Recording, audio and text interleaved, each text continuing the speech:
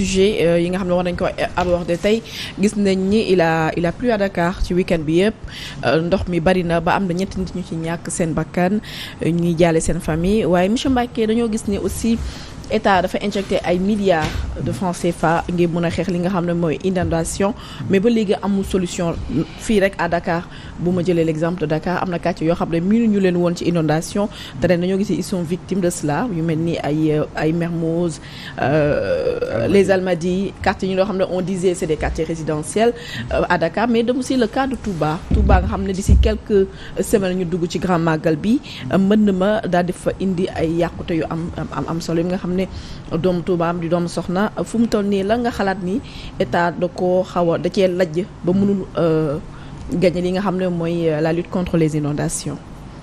waaw loolu man li ci sama xalaat mooy léeg-léeg ma tooñ sama rek ancien ministre des inondations Khadim Diop que je salue au passage mooy wax dëgg yàlla doon na ci def effort nee naa ko j'ai pas bien xëy na état moom moo xam ni ñu doxalee. fa la ñu fayiree. mais doon na si jéem au moins en fait man je pense que xaalis bi ñu waxoon les 700 milliards ci plan décennal bi. je pense que defuñu ci xaalis bi yëpp je suppose te itam dama jàpp ni xam nga man damay xalaat dañu war a am vision à très très long terme am na yoo xam mënu ko départ rek au plus pressé boo koy def vraiment du am kii. doyen Mody Niang def nañ ci temps yi benn contribution bu am solo. ci zone de captage bi. xam nga donc il faut ndox moom il faut aw yoon loo xam il faut mu wutal ko fu muy jaar. trouvé na borom zone de captage des eaux. voilà mais xam nga Sénégal dañuy au cas par cas la ñuy réglé. inondation mi ngi ñëw nii pourquoi pas toute la saison sèche tawul deful dara. war nañ ci quand même mën a profiter pour def li ñu bëgg a def mais boo xasee bay taw moom. ce sera extrêmement difficile zone de captage bi il y a quelques années boo daan romb foofu. il y avait des dunes de sable ak avec des capacités d'infiltration de l'eau bon defe naa itam xaalis bi ñu mujjoon war a génnee ci Kër Massar ci la zone périurbaine. mujjuñ ko àggale xëy na nem taw yi dafa wàññi ko woon rek ñu arrêté loolu dafa nga vision da ngay am vision bu yàgg ci. sur une longue période. bon léeg-léeg ma xalaat ni ñu ngi wax affaire mbay pourquoi pas itam def moyens yu mu ko defoon tey. je pense que 300 milliards mën nañu collecter tout l'eau de Dakar yóbbuwaat ko dans la zone ci biir à l'intérieur du pays. boo def benn canal bu ma de 2 mètres collecte ndox mi yëpp yóbbu ko foofu comme ni ñu def lac de Guiers Dakar li ñu naan ci ndox benn canal ma ko indi fii. parce que ku mel ni le ministre de l'Intérieur Antoine Félix Abdoulaye Diome bërki démb wala je pense que c'était le vendredi. jeudi xamu vendredi moom ak Serigne Mbaye Thiam ñi ngi doon wax ci nombre de mètres cubes d'eau yi nga xam ne moom la ñu manqué ci koñ yi taag yooyu mais man moo ko déggee dama tiit parce que loolu xëy na fu ñu ko dugaloon mu nekk c'est des milliards de mètres cubes. oui loolu tam ndox ma di jaar mooy li ma wax ne ñoom dañuy war di gérer à très long terme. maa ngi fàttaliku Saint-Louis la brèche de Saint-Louis. bi brèche bi voilà brèche bi commencé ubbeeku ñu ragal ni dana inonder Saint-Louis booba solution immédiate bi rek mooy ubbi ko mais ko bañ ko ubbi léegi di ngeen ci gis ma ngi ndox moom bu xës yaatoo dans 10 ans 15 20 ans après ça va faire des dégâts beaucoup plus importants moo tax yooyu quand même di gérer avec une planification plan directeur urbanisme moom je pense mooy suñu problème waaw Sénégal yi il faut ñu jàpp aussi parce que itam nag quand même xam nga booy saafara benn jàngoro ba pare di yokk jàngoro bi koy saafara xam nga loolu tam da du. nan lañ yokkee jàngoro bi koy saafara. yokku jàngoro mooy par exemple ñu ne fi kenn waru fee dëkk léegi bu ñuy dëkk fa foofu kay mooy yokku jàngoro bu ñu nee 10 000 personnes la ñu war a kii wala ñu def 20 000 personnes plus loolu tam ça a un problème.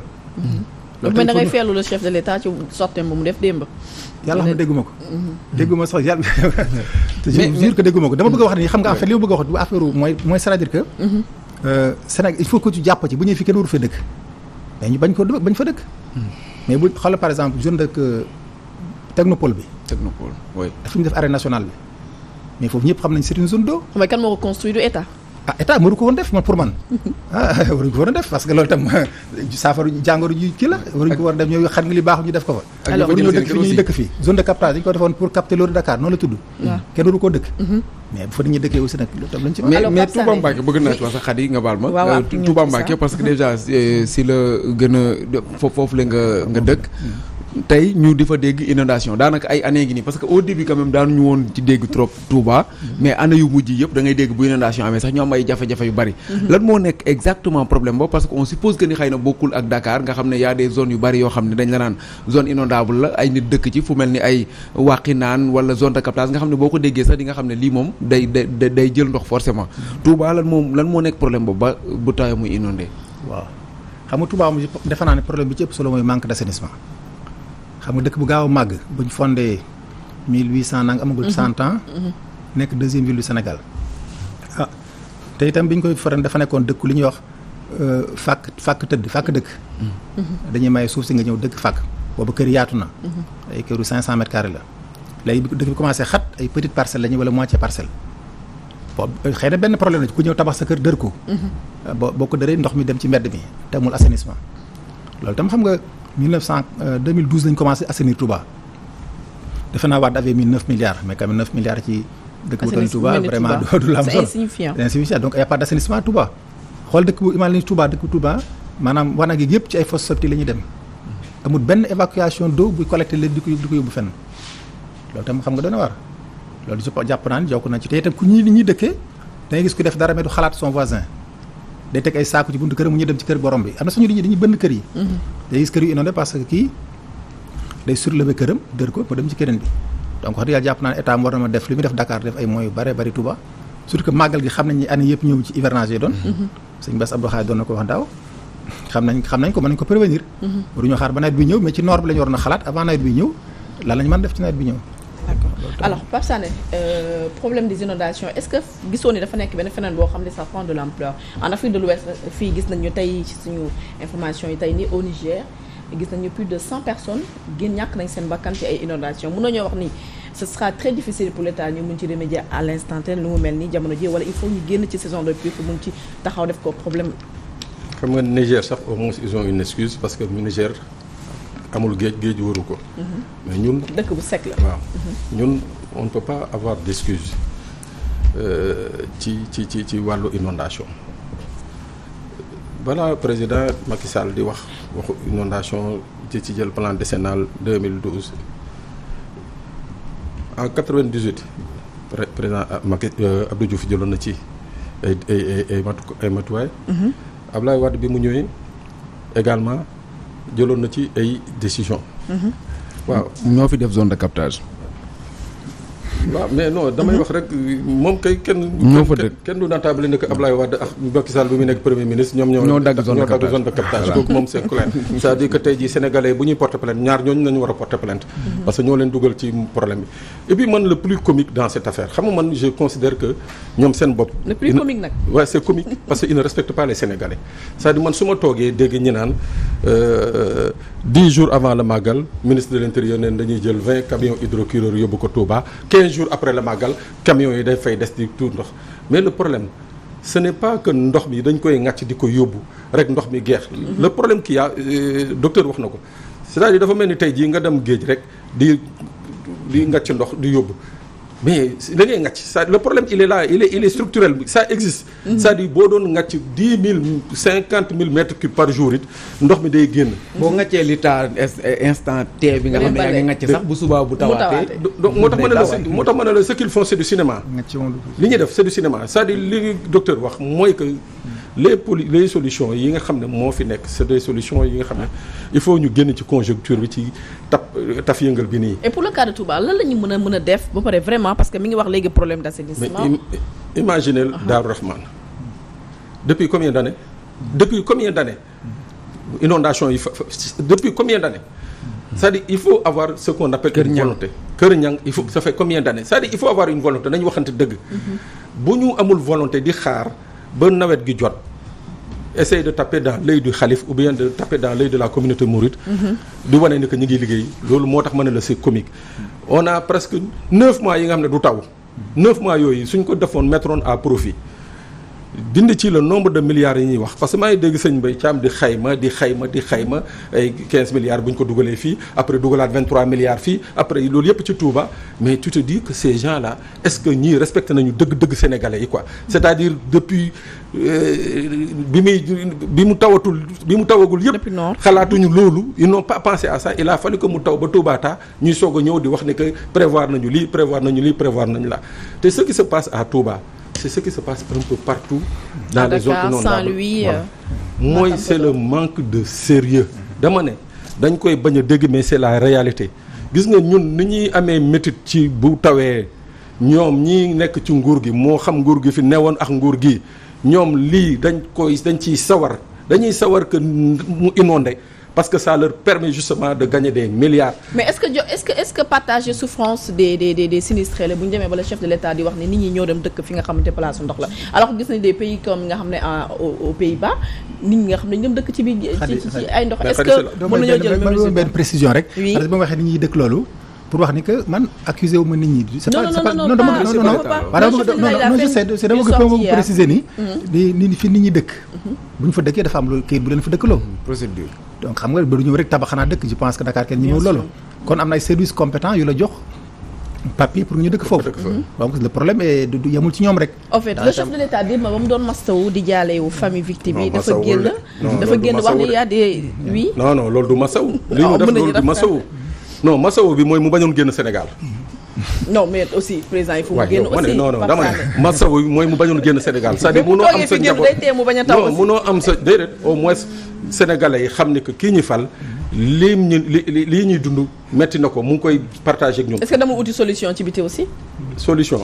nañ am jot gu rafet rek. non man daal lenn laa gëm Khady dama ne le business des inondations sénégalais yi ñoo ko mën a fajal seen bopp.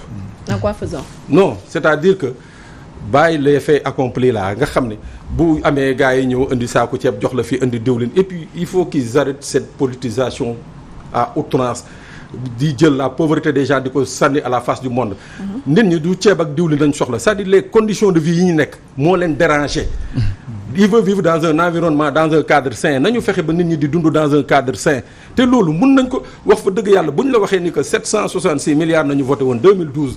nekk lii dootu fi amati président Macky Sall taxaw nekk lii bu soobee yàlla dootu fi amati mais c'est pire encore et on nous parle de dérèglement climatique mais c'est vrai dérèglement climatique am na un peu partout dans le monde.